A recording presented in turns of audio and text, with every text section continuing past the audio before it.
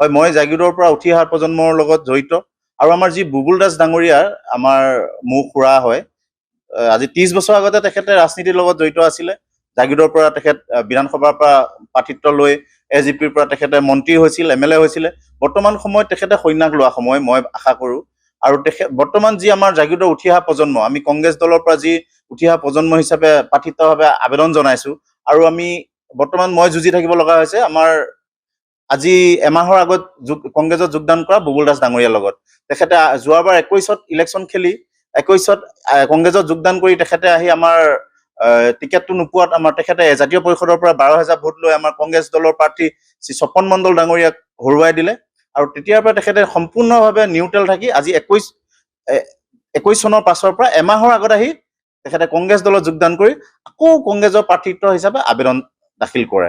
সেয়ে মই মোৰ ফালৰ পৰা এটা মতামত, আমি উঠি অহা প্ৰজন্ম হিচাপে আমি জাগিৰোডত লাগি আছো। মই 21 চনৰ পৰা জাগিৰোড সমষ্টি ব্লক কংগ্ৰেছৰ সভাপতি হিচাপে দায়িত্বত আছিলো। তৃণমূল পৰ্যায়ৰ লগত আছো, মণ্ডল পৰ্যায়ৰ লগত আছো।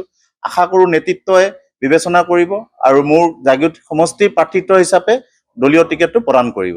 হয় হয়, তেখেতে মই এটা কথা আপোনালোকক কওঁ, পেৰাচুট লেণ্ডিঙে হৈছে। তেখেতে গমেই পাইছে, তেখেতে বহুত ঠাইত মানে লজ্জাও পাব লগা হৈছে। 29টা মণ্ডলত তেখেতৰ যি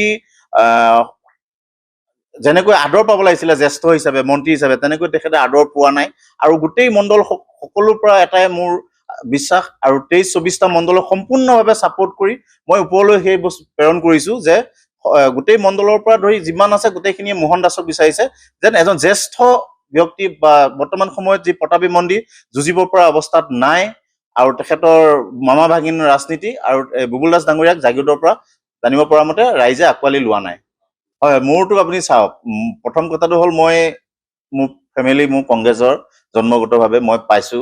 মই বহু বছৰ আগৰ পৰা কংগ্ৰেছত লাগি আছো আৰু মই 21 চনৰ পৰা সম্পূৰ্ণ দায়িত্ব লৈ মই কাম কৰি আছো।